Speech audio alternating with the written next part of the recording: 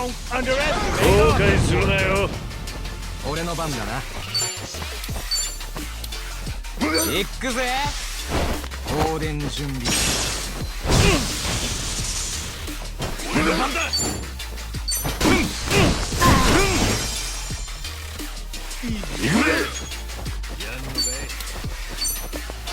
With Yakuza Like a Dragon some years ago, RGG Studios' long-running crime drama action franchise was reborn as a turn-based RPG. It was a symbiotic relationship, in fact. Yakuza Like a Dragon felt as energized by the switch to RPG trappings as the well-trodden RPG genre felt revitalized by Like a Dragon's spins and takes on long-standing genre tropes and conventions. Combined with an incredible new protagonist, a compelling story, a great new setting and location, as well as the series' regular charm and sincerity, and Yakuza Like a Dragon was a hit, the biggest one in the franchise's history so far. So it's no wonder that the follow-up Like a Dragon Infinite Wealth, I'm really not going to get into the minor nomenclature tragedy that has been the Yakuza Like a Dragon series in the West in this review, but doubles down on Yakuza Like a Dragon in every way possible. Infinite Wealth is more of everything that was beloved about the previous game. We get more of the protagonist Ichiban, we get to see him starting from scratch with a whole new ragtag group all over again, we once more switch locations, this time to Hawaii. You have the return of similarly goofy characters and surprisingly poignant and heartwarming side quests. The turn-based battles return, the RPG systems and mechanics like the job system return, the social sim elements return, even minigames like the legally distinct Pokemon Come Sujimon returns, and it's been expanded even more this time around. You get the requisite improvements to a lot of the shortcomings of the previous game, including some mechanical and quality of life improvements to how battles work, better integration of the social and combat systems, improvements to how things like bonds and relationships work, and better incentives for engaging with the job systems, including tying them in better with the social sim side of things. Overall, there are a lot of improvements, big and small, that you'd expect to go along with the new helpings of all the things that you may have loved from the first game as well. So yes, Infinite Wealth is a concentrated new dose of the winning formula that made Yakuza Like a Dragon tick so well for so many. But it actually is two stories. It's the continuation of the story of Ichiban Kasuga, the lovable dork who inherited the mantle of series protagonist in Yakuza Like a Dragon and instantly won the hearts of longtime fans and newcomers alike. And it's also the conclusion to the story of Kazuma Kiryu, the iconic legendary protagonist of the Yakuza franchise for the bulk of the franchise, who is now nearing the end of his very, very long, very storied career in more ways than one. Getting into details about Infinite Wealth's plot would not only be inadvisable due to the potential for massive spoilers, it would also be missing the point. Like with all games in the series, it starts out as a relatively smaller scale in stakes and motivations, but soon escalates and spirals into being a much broader conspiracy involving multiple legal and extra-legal individuals and organizations with conflicting interests, and you're smack dab in the middle of it all. Through this all, there are actually a fair few contrivances in the story that it takes to get to where it wants to be, and to be fair, this is true of the franchise as a whole. You can't really point to any story in the series that doesn't require the player to buy into leaps of logic for their narratives to work, but it does feel more noticeable in Infinite Wealth, because it happens more often with larger, more critical plot points, and often stands in sharp juxtaposition to how generally well written the rest of the game seems to be. But, as I said, focusing on the details is really missing the point. The Yakuza games have never really been concerned with having logically consistent or even coherent plots. More than anything, they rely on their thumbing and their character payoffs, and that's what gives these stories the resonance that they have with so many people. And Infinite Wealth, much like its predecessor and even last year's Like a Dragon Gaiden, the man who erased his name, is a masterwork at delivering on emotional characters and the thematic payoffs. The story here leads to some fantastic, incredibly charged moments for both of its protagonists, and whether you're a newcomer who just got on the ride with Ichiban's first adventure, or a longtime veteran who has been following Kiryu from his Greenhorn days, there will be some great tearjerker moments, long in the making, that will tug at the heartstrings. Much like all the best games in the series, Infinite Wealth has a legendary great final act, at least in terms of emotional payoffs, and that alone can compensate for a lot of the lapses in storytelling elsewhere. Unlike the story, however, the new location has no caveats attached to it, and is an out-and-out win. Hawaii was an inspired choice for a new map. While this isn't the first seaside/coastal location the franchise has had, it is certainly the biggest, the most realized, and the most fleshed out. The map here is gigantic, definitely the largest map in the series, and it's packed with a unique aesthetic and distinct character all of its own that instantly sets its sunny locales apart from the Japanese urban neighborhoods the franchise has been largely confined to in the past. Infinite Wealth authentically recreates Hawaii's architecture and streets and layouts and wildlife and shrubbery, albeit with a tourist's wondrous eye, and it's great just walking around the map, taking in the ambience. Of course, being in Hawaii does lead to some hilarity, where everyone Ichiban encounters magically and conveniently knows and understands Japanese, while they themselves only seem to know English, which does lead to some ludonarrative dissonance, particularly when the game itself makes Ichiban's inability to communicate with the locals a plot point early on, but again, no point focusing on the details. Naturally, given the size of the map, simply walking across can be dauntingly time-consuming, and thankfully RGG Studios have included multiple fun ways of conveyance. From a fun Segway to zip around town in to streetcars, or trolleys, that you can get on to travel to predetermined routes. Segways give you more control over exactly where you want to get, of course, and still leave you open to random battles. On the other hand, trolleys not only give you a potential better look at town, but can also lead to unique conversations and bonding moments with your party members when you're riding with them, apart from also including some minigames unique to them, including a great Pokemon Snap-style photography title. The map is filled with all sorts of content too. It's packed to the brim with random battles, collectibles and treasures, fun conversations, and party chatter to increase your bonds with your party members, a lot of minigames, and also a lot of side quests, almost every single one of them as high caliber as the series is usually known for, meaning in simple terms that they rank as some of the best side quests in any game, period. Infinite Wealth also benefits from a much stronger cast of primary and playable characters than the previous game. While Like a Dragon had some great characters, Ichiban, whom I have already gushed over numerous times in this review, was a standout, but Ryo Aoki, the villain, is a sharply compelling character, as is Ichiban's mentor Arakawa. On the whole, the cast fell flat. Not only did most of the playable characters not feel too well integrated into the main story, with there often being only the flimsiest explanation for why they were even tagging along with an ex-con homeless bum to begin with, their own stories themselves weren't too great. The characters felt boring a lot of the time, though some, such as Zhao, were more interesting than the others.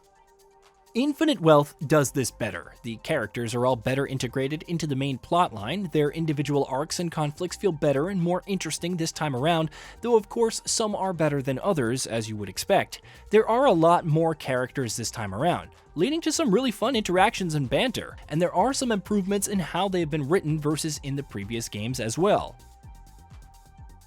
There do remain some perplexing residual choices in how the party members are handled from the previous game, however.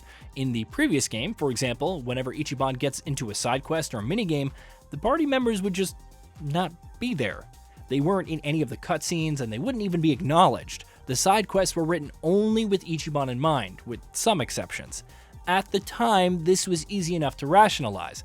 Like a Dragon famously made the switch to a party-based RPG very late in development, and it was fairly simple to understand why party members weren't better integrated into the side quests as a result. But Infinite Wealth has no such problems. It was designed as a party-based RPG from the beginning, with full awareness of that in mind. And yet, it still continues to completely ignore party members in side quests, except for a few ones which acknowledge the ones that can be used in the quest story. At this point, it's clear that this is a conscious decision that RGG Studios has made to handle the party and side quests this way, rather than it being born out of any time or resource limitation. And that's fine. It's not really an issue, particularly because, as I mentioned, the side quests are independently great and the party members are independently far better done this time around. But it is a curious choice that contributes to that sense of ludonarrative dissonance I mentioned earlier. At least initially, until you make your peace with it. Improvements made elsewhere are a lot more thorough and consistent. Battles, as mentioned, have seen a huge glow up with more quality of life features, the ability to better move and line up your attacks, more collaboration between party members in the form of follow-up attacks and special tag team attacks, an easy grinding method built in with an auto battle feature for lower leveled enemies and trash mobs, and jobs and abilities that are just a whole lot more interesting this time around. Battles also tie into Ichiban's social stats and social links with other characters a lot better this time around. For example, the closer you get to a party member, the more they help out with a follow-up and team-up attacks in battle, and the more your social stats are leveled up, the more effective certain corresponding abilities in battle can be.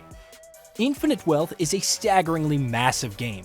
It's so big that in the entire time I've been talking about it, there are entire major systems and features I haven't even alluded to, let alone come close to actually getting into.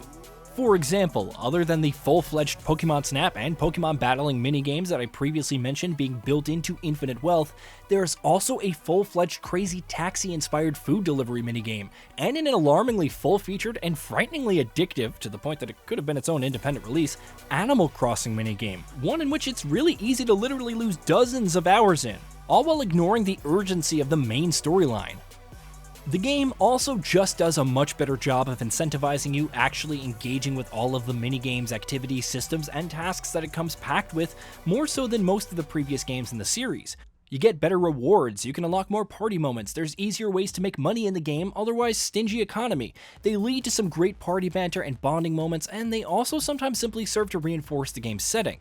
There's just a whole lot going on in Infinite Wealth. It comes with an absurd amount of side activities, and a ton of them really could stand to be their own standalone releases, should RGG Studios have that desire. Infinite Wealth is the first mainline game in the series to get a simultaneous worldwide release. Though not the first. Lost Judgment, Like a Dragon Ishin, and Like a Dragon Gaiden, the man who erased his name, all beat it to the punch. This is obviously great news for a franchise that once not only saw international releases belated by multiple years, but at one point was running the risk of not getting global releases at all. However, it has led to some very small errors in localization. For example, I often ran into subtitles missing punctuation, or maybe entire words, or having some fairly noticeable typo. On the whole, this happens very infrequently, and in a game of this size, it represents such a minuscule fraction of the overall whole that it's really hard to hold this against it. But it is something to keep in mind. The bigger controversy with the localization involves the dub. In general, the voice performances in Infinite Wealth are incredibly high quality, in Japanese and in English. Once more, this is right in line with Like a Dragon, so it should come as a surprise to no one. However, there is one exception. The main character, Kiryu, voiced by Yang Ya, is the obvious weak link compared to how stellar the rest of the English cast's performances are. It isn't great, and Yang Ya's obvious inexperience with voice performances compared to the rest of the cast does come through, but it's fine, it's not bad. The issue, however, is that the voice is entirely mismatched with the character of Kiryu himself. Kiryu as a character has a very distinctive voice. Even if you've never heard him speak before, you instantly have an idea of what he should sound like with one look at him. Yang Ya's voice simply just doesn't fit. It's a jarring issue that I think players who choose to play in English will have to spend some time coming to terms with. Thankfully, the Japanese voice track has no such issues. Other than the foibles with localization, however, Infinite Wealth feels surprisingly polished and high budget, especially for the series. Given how big it is and given how much there is in it and how different and fleshed out it all is, you would naturally expect jank or polish in at least the ancillary activities, and even assume that this is acceptable. That is, after all, how things are in most other games with varied content and side activities. But it all feels thoroughly polished and well made here, in spite of how deep and how different it all tends to get. The higher budget also shows in a generally higher standard of production and storytelling compared to previous games, which only helps the aforementioned strong emotional beats land that much better. Like a Dragon, Infinite Wealth represents, in many ways, the culmination of RGG Studios' entire journey as a developer so far. It embodies all of their various strengths, polished and developed to their logical zenith, while it also represents their best attempt at addressing most of their traditional weaknesses. Problems do remain, including a lot of unnecessary and unforced errors, and there's always the chance that a lot of what worked with previous games don't really hit as strongly this time around without the benefit of the novelty, at least for returning players. But those uncontrollable intangibles aside, this is an incredible game. Definitely RGG Studios' most ambitious title yet, and an incredible entry to the series canon. It does an excellent job of setting up Ichiban for the next chapter in the franchise's storied history, while closing the book on Kazuma Kiryu's long trysts with the Japanese underworld. For all of the various smaller missteps this game makes, Fans and newcomers alike are going to find an incredibly compelling, incredibly fulfilling, and incredibly well-made game that represents some of the best work put forth by this developer, this franchise, and this genre in general. Hey, did you know that we at Gaming Vault upload new videos every day? Stick around, drop a like, subscribe, and hit that bell, and let us know what kind of content you'd like to see in the future with a comment below.